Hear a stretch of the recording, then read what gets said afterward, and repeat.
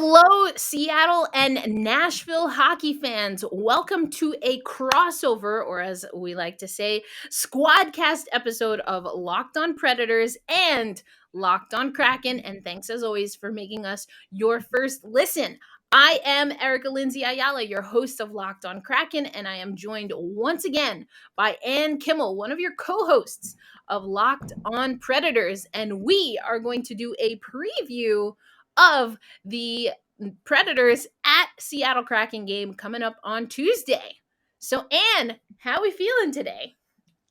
We're feeling pretty good. We're definitely ready for a rematch against the Seattle Kraken. We need to have a little bit of redemption coming our way.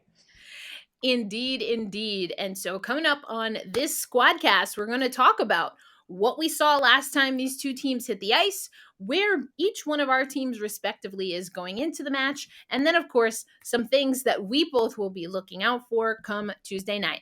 All that coming up on this Squadcast episode of Locked On Predators and Locked On Kraken.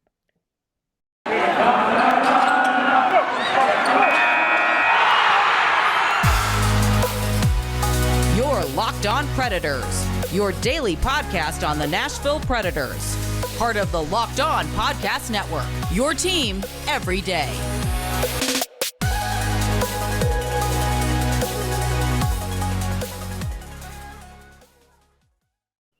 All right, thanks again, hockey fans, for joining us for this special Squadcast.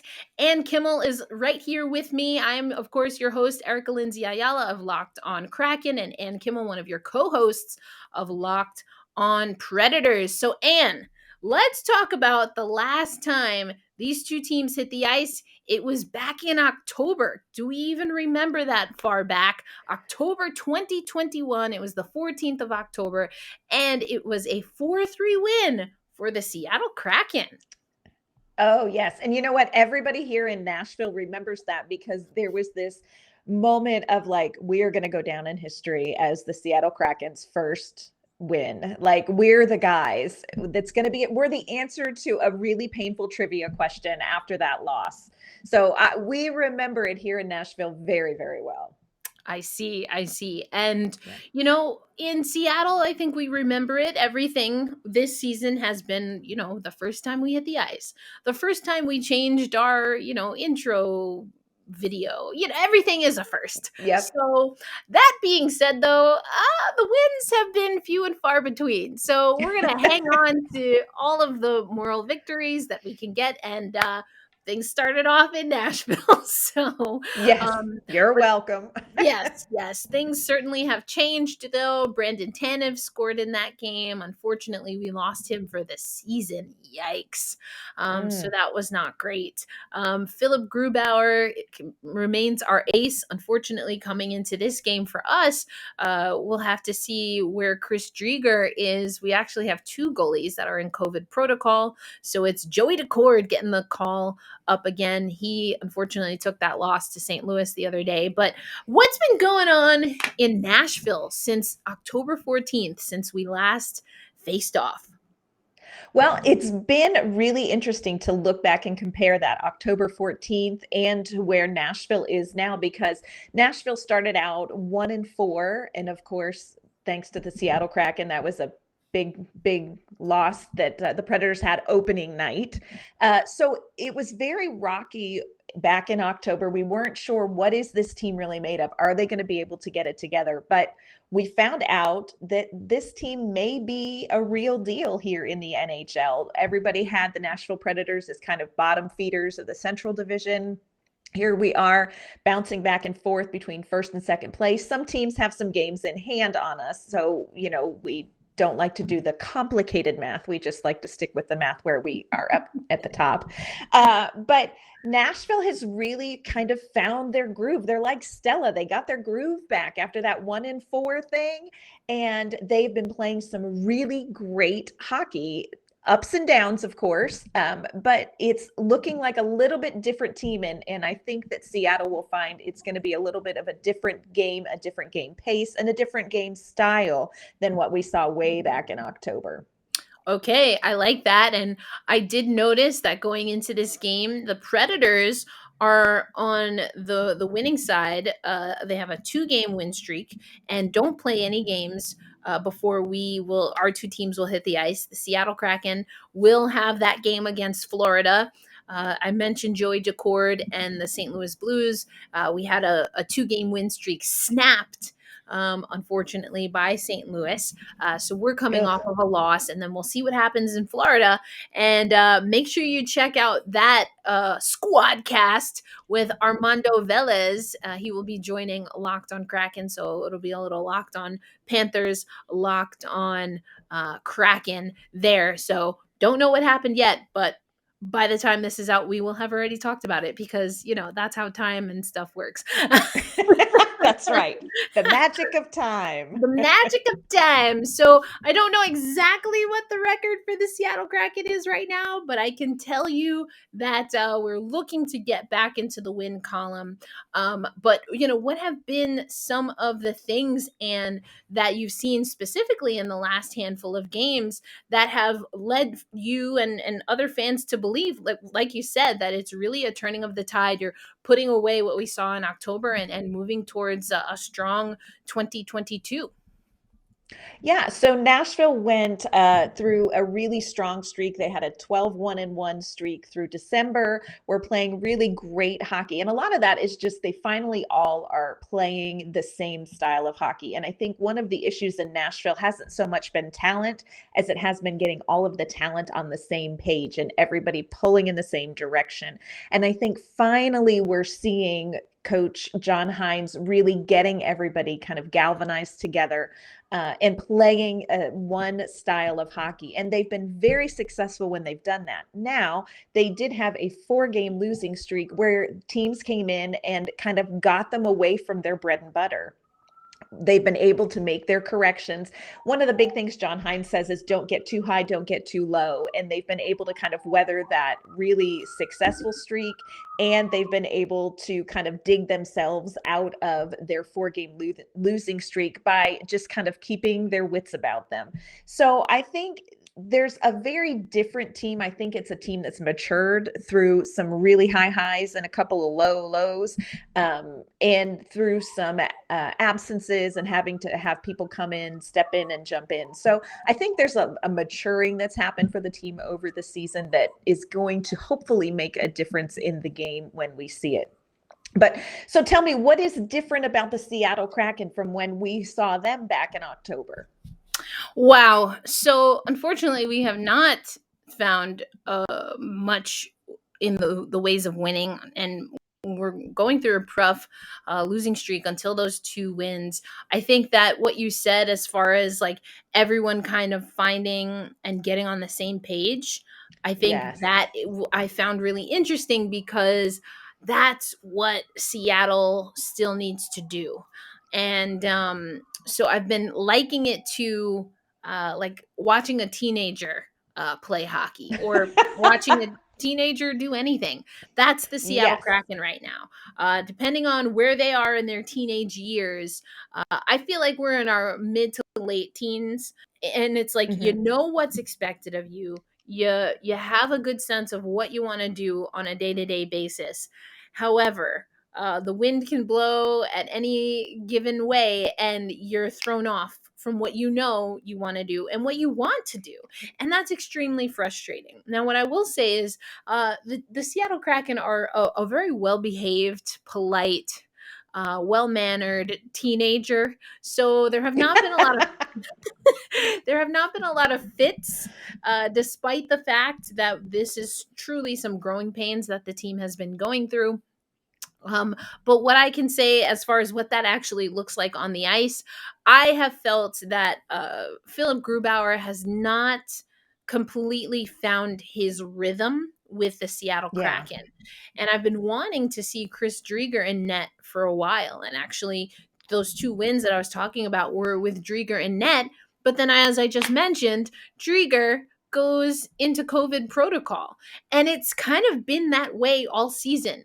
I think that for whatever reason, we're seeing that Philipp Grubauer and the defense in front of Philipp Grubauer is really giving him a lot of work that he has to do.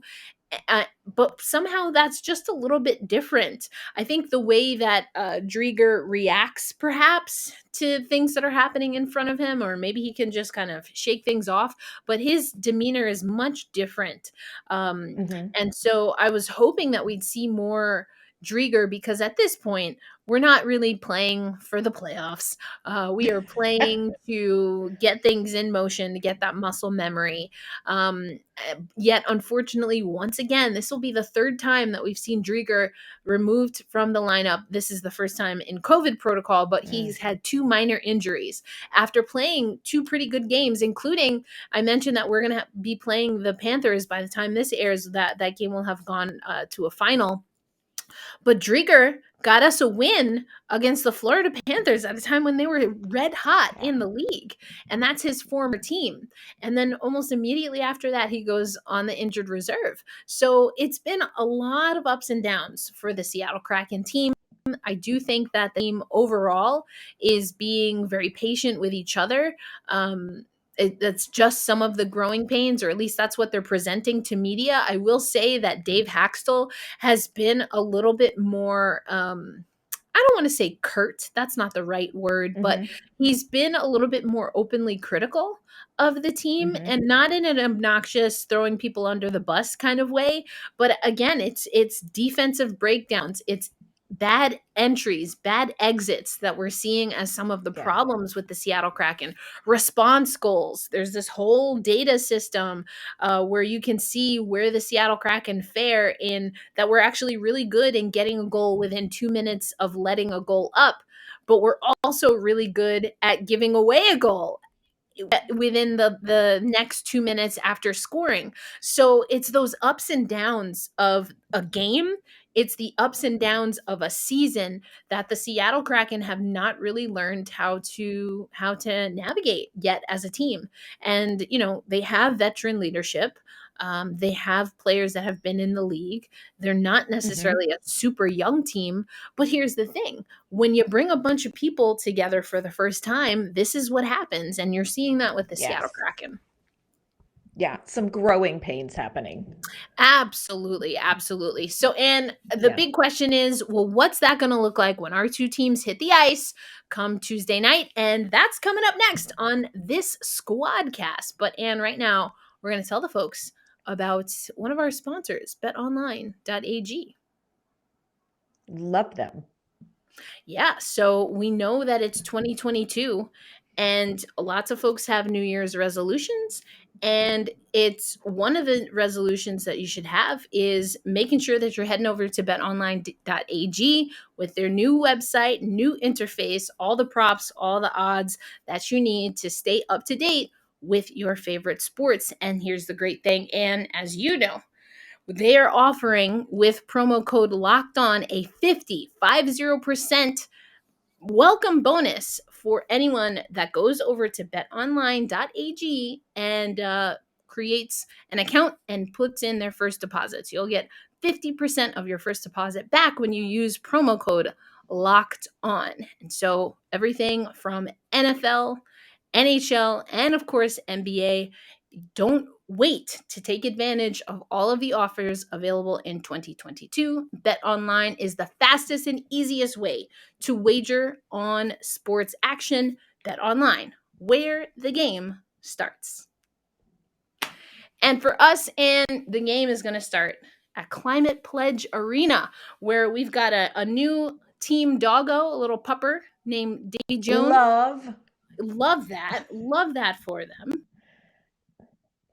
In training to be we've got a new opening video or whatever they call it. I don't know. In the Yeah. Jumbotron, so I don't have to worry about that usually. I'm So we've totally got some getting what you're elements saying, though. you get with the video. And the thing, I've seen it Mhm. I've seen it through through someone's smartphone, but I'm excited that on the other side of the Beijing Olympics I'll get to see it in person, and then we can have a full report. But so there's some newness that's being pumped into Climate Pledge Arena, and then we'll get to see the head-to-head here. So, Anne, when the when the puck drops on Tuesday, let's talk about some of these numbers, and I'm gonna pop up some stats for the fans over on Locked On Kraken. What are we expecting to see? Where do you think that this game will favor the Nashville Predators, even though they'll be on the road? And this feels so strange to say. I never thought I would say this, but one of the areas where I really think Nashville is going to have an advantage is in special teams. And let me tell you, Nashville's power play has been the Achilles heel of this team for seasons. Almost to the point where it's the biggest joke that's not even remotely funny. And yet somehow this year, the Predators have turned this around. They're 6th right now in the league in the power play. They are clicking. Both units have been very successful. And so for Nashville to be successful, if you just go ahead and feel free to slash once in a while or trip, Nashville, I think, will be pretty successful at taking advantage of having a man advantage. So I think for us, the power play is definitely going to be, being 6th in the league is definitely going to be an advantage for us. Yes. And the power play for the Seattle Kraken, not great. You mentioned that the Predators 6th overall in the league at a 25.6% clip, whereas the Seattle Kraken 23rd overall at a 17.4% clip. Also on the penalty kill, you have the advantage. So at an 81.8% efficiency, which is 12th overall in the league, whereas we are 20th with a 78.2% success rate. So special teams, always something that unfortunately from the Locked On Kraken side of things that usually we're cringing over. So yes. And playing a physical game, this is something that Dave Haxtell and a few of the guys have been talking about. Again, coming from the women's side of things, I'm not big on hits just because they don't really mean much in the women's game. They're not a stat in the women's game. For the Seattle Kraken, I hear what Dave is saying, but I don't quantify that successfully being just by how many hits are divvied out. I think that there needs to be a physicality in the game, making it tough to have, in this case, the Predators to enter the zone, making it tough for them to exit the zone. And that's a gritty type of play that, yes, can result in hits, but not always. And so that's more of what I'd like to see from this team. And then also, I always look at goals for and goals against. Now, right now, the Predators are, in that top 20, in that top 15, really, with 3.09 goals per game. 2.60, which has us at 26th in the league overall. And then also you're letting up, one of the teams that's top 10 teams letting up the fewest goals at 2.72 per game, whereas we are giving up 3.60 goals per game. So that's 29th in case you were wondering. So there are a few people, just a handful, just a minor little cluster of teams that are worse than us. But that's where that discipline, that teenage kind of mindset and mentality, we can find our way to scoring 4, 5, 6 goals a game, but that's almost always because we have to. We lose a decent amount of games by 1 or 2 goals, including an empty netter, but that's because we're always having to catch up. And that's so odd to me because this team was not projected to be a team that would score a lot. Jordan McCann's been great. Ryan Donato's been great. That being said, it's reacting. It's a lot of reacting instead of taking ownership and taking control of a game. So I'm with you there. Special teams are going to be pretty crucial, but whether it's the power play or the penalty kill, the stats say that the Predators have the advantage there for sure. So, Anne, as we get ready to close out this second segment and get into our predictions and then what's coming up on our respective shows, before I let you go in this segment, though, why don't we talk about if you had to say, if the Seattle Kraken could, hop into a game and develop a specific cheat code in order to beat the Nashville Predators, what would we have to input in order to be successful? Yeah, so there are teams that are definitely able to break down the Predators. We've seen that in a 4-game losing streak. And one of the best ways that we've been beaten is on odd man rushes. The Predators just started kind of having some defensive lapses. And if teams jump on those and can get a quick transition game going, this has been a real problem for Nashville. It's something that they've had to be very intentional about these last couple of games to sort of turn things around. So definitely that. The other area, we're getting phenomenal goaltending from Juuse Saros. He's going to the All-Star game, well-deserved, really having a breakout year. He's got a .925 save percentage. But people are finding that if you're shooting glove side high on Juuse Saros, that's where many of the goals are going in. So that's something that we've kind of been keeping an eye on at Locked On Predators, just kind of watching and seeing, are we going to be able to kind of close that opportunity, that one little spot, y'all? Why do you keep hitting the one little spot? But they do. So that's definitely another area where if Seattle can crack that, they may get an advantage. And I would say in general, Nashville likes to play a hard, fast, physical game. They're very big on the forecheck. They're very big about, you talk about hits. This is something that Nashville is very big into, a physical game. But when they get away from that, if another team is playing a fast-paced game and Nashville can't sort of get going on the forecheck, we've seen that it's something that can cause them to stumble. So there are definitely areas where Seattle can capitalize on some things and may be able to open the door for, heaven help us, a repeat of October. So what about Seattle? So let me know what we need to do. Yeah. So, I mean, it's more or less what you're doing.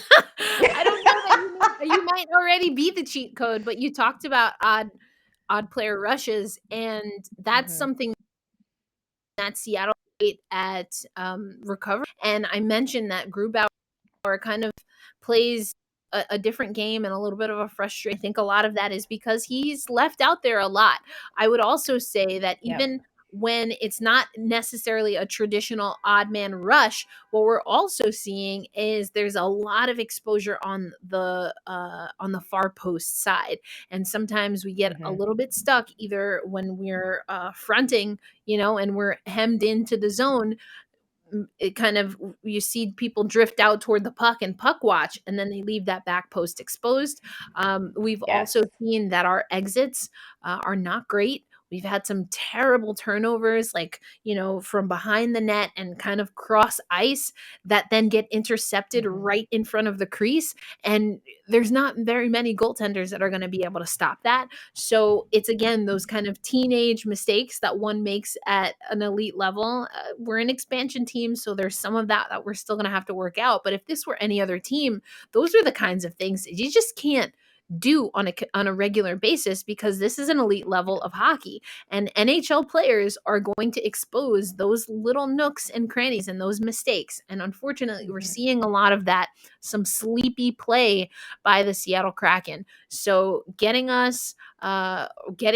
to us early, opportunities to get us frustrated and making us do a lot of work on the penalty kill. We've heard Dave Haxtell talk about how he loves that the PK has been getting better, but he doesn't love how much time the Seattle Kraken are spending on the PK, because that's energy that then cannot be exuded to have a strong forecheck or to maybe find some breakaways of our own. So I think a lot of what you're saying about Nashville already sounds like their game is kind of tailor fit to give the Seattle Kraken some fits. So coming up next, and now that we've betrayed both of our teams, now we have to make I know.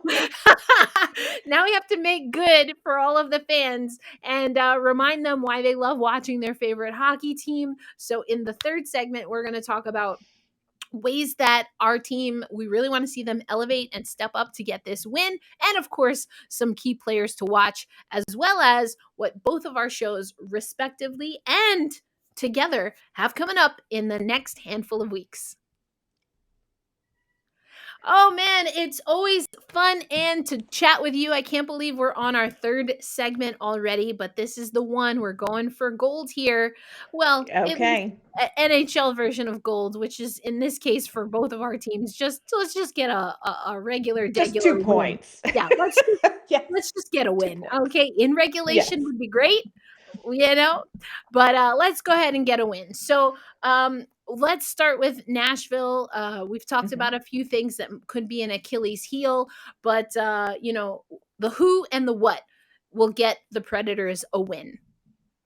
Yeah, so the who actually is a really fun topic and one I love to talk about because I have been a huge fan of Matt Duchene, who has struggled in his first couple years here in Nashville and has really taken some heat from the fans in Nashville about maybe not being as productive as they thought he was going to be. Well, Matt Duchene has just reemerged and is having a phenomenal season. He's got 38 points, 19 goals, 19 assists. This is somebody who is on fire. He's playing with Filip Forsberg and Mikael Granlund, two others who are also having great years. Filip Forsberg has 20 goals. So we've got some guys that are just having some of their best hockey seasons. So I think you're going to see Matt Duchene, you're going to see Filip Forsberg probably on the score sheet in one form or another. And another person to kind of keep an eye on is our young fella. We've got a young rookie named Tanner Jeannot, and you won't miss him.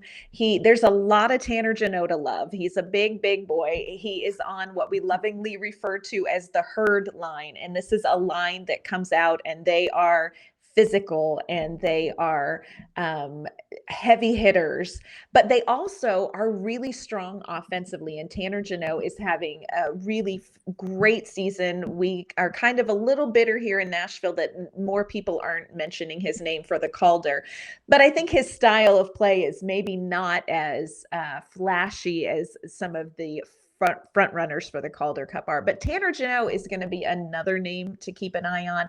And of course, we've got Juuse Saros in net, who is just having such a great season. So I think those are some names that you're going to want to keep your ear out for and players to keep your eye on the ice. But now I want to ask you the same question. Tell us, who do we need to be watching out for when it comes to the Kraken, and what do we need to be on guard about? Yeah, well, for sure. Like I said, it's been a little bit of a tough go for the Seattle Kraken. That being said, there are some players that have definitely stood out, and you got to really just, give it up for players like Jared McCann, Yanni Gourde, and of course, Jordan Eberle. I would have said Jaden Schwartz, but unfortunately we lost him also to injury. But yeah, Jordan Eberle, Jared McCann, and Yanni Gourde, when you look at just where they are as far as points for the Seattle Kraken team, they're definitely getting it done. They're players that we can expect to score. They also are players that can create for themselves or their teammates. So I always call one of those guys. Another guy I love is Ryan Donato, especially because when the Kraken came on board and we took Ryan Donato, there were a handful of teams that were like, oh, great guy when he starts, but then he doesn't end very well. And I was like, that's just because he didn't love y'all as much as he loves us. And I am happy to say that so far, Auntie ain't lie about that.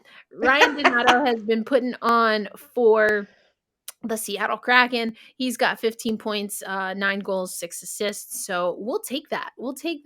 From a third, fourth liner, grinding it out there. He's had to really earn his time. And with a lot of players in and out of the roster for a handful of reasons, I think that Dave Haxel has come to see Ryan not as someone just to plug in when you have pieces missing, but as someone you can really scout around and really create a game plan with Ryan Donato in mind. And what I love about Ryan Donato is that he has that energy, that energy Yes. that sometimes is just missing from the Seattle Kraken. Like I said, they are the cutest, most adorable, just well-mannered, polite little teenager that you have ever met. They probably hand in their homework on time and without any crinkles. And I love that for them. But sometimes you need a little spice. And Yanni Yes. Gourde definitely gives that. Ryan Donato definitely gives that. But also, we've been seeing Carson Soucy step it up here in the last handful of games. So he's one of the players. A lot of players have been hitting above their weight, so to speak, from last season, and the Seattle Kraken has needed a lot of players to do that. So Soucy is one of those who, as of late, has been stepping up. And then it's probably going to be Grubauer in net. We gave Joy Decord a start, and I think that was good for Gruby to get some rest, especially with, as I mentioned, unfortunately, 2 goalies in COVID protocol. Yes. Wild. So the goalie situation has definitely been up and down. But it will be Grubauer, I would imagine, getting the start on Tuesday, especially with some time in between that game against the Florida Panthers. So if the defense can show early on that they're going to give support to Grubauer, I think that that's when we see our best game from Philipp Grubauer. I think he's the kind of goaltender that has a little bit more difficulty kind of letting that first goal go, especially if it's Yes. a situation where he kind of feels like there wasn't much that he could do at that point. When we've got multiple teams over the last week scoring within the first 40 seconds of the game, regardless of the goaltender, you can't blame a guy for feeling some kind of way. So if we can get Gruby into a good mood through the first period, I want crystals. I want sound bath. I want all of the things for this man so that he has everything that he needs to be successful in net. Now, I will say that I can't possibly put this episode out in Nashville without asking about our sweet boy, our Calle Jarnkrok, who you all stole heartlessly from us. Now, this was I will tell you, losing Calle Jarnkrok was a huge thing in Nashville. And Nashville's had some great success, but I will tell you, there's a number of people who are not over not having Yarny. So just want to check in. How is our boy Yarny doing? So, Calle, it's been this ongoing joke with Calle Jarnkrok that he's had a few goals pulled back from him this season. But I guess maybe going on 2 weeks now from the time this will air, he finally got his first Seattle Kraken goal. So that's exciting, but he's definitely getting it done. He's been able to contribute in other ways. So he's getting it done there, but so it was kind of funny though, just to see how long it took for Jarnkrok to kind of get in the mix there. But yeah, I think he's definitely someone who we're seeing step up. Jarnkrok, with as many players as we've had in and out of the lineup, he's been one of those players that we've seen bounce around, and we've seen him with McCann and Eberle for a little bit there, with Schwartzy now out. And, so he's kind of been a mix and match, but I think he's, really just one of those forwards that, is going to grind it out. And I love that. I love that he's hardworking. I don't see him making a lot of mistakes, and there are a lot of mistakes that are made on the ice for the Seattle Kraken. But, Calle Jarnkrok, we're starting to see him get going there, which I absolutely love for him. Oh, I love it. Well, that sounds exactly like the Calle Jarnkrok that we know and love and miss here in Nashville for sure. Yes, thanks for that update. Our hearts needed that. Of course. Well, it's always a pleasure to have our squad cast between Locked On Kraken and Locked On Predators. But Anne, we have more for the fans coming up. So why don't you give us a little taste of what we can expect from our next squad cast, particularly as it relates to the Beijing Winter Olympics and Paralympics? We do. We have got some really great things in the works coming up. Erica and I are going to be squadcasting again. We're going to be talking about the Olympics and the Paralympics. Erica is going to walk us through the Olympics, the women's hockey side. So we are going to get to know some more about these players and about the competition coming up. And I am so excited. We're going to be talking about the Paralympic sled hockey team. Team USA was just officially announced at the last Nashville Predators game. So we're going to break down that roster, tell you everything you need to know about who is on this team and their experience and what you can expect in Beijing for the Olympics and Paralympics as well. Yes, indeed. And I am so excited to be ushering you into the women's hockey space. Yes. And you ushering me into the sled hockey space. And then together we combine forces to support number 2 draft pick, Maddie Beniers, and the rest of the USA men's hockey team that has been put together to represent the US in Beijing. So I think it's going to be good times through and through. I think we have at least 2 teams that will be in medal contention, and we'll see what the young guys can do this time around. But Anne, always a pleasure to have you on the Squadcast. And for the fans, thank you so much for listening to this special episode of Locked On Predators and Locked On Kraken. Now that you've made this your first listen, make sure you head over to Locked On Bets, where you've got your boy Q and Lee Sterling, handicapping expert, getting you ready to make good on all those props and odds that we talked about earlier for betonline.ag. But for Ann Kimmel, Erica Ayala, host of Locked On Kraken, this has been a fantastic Squadcast, and we will catch you tomorrow on our respective podcasts to talk more about your favorite NHL team. Bye!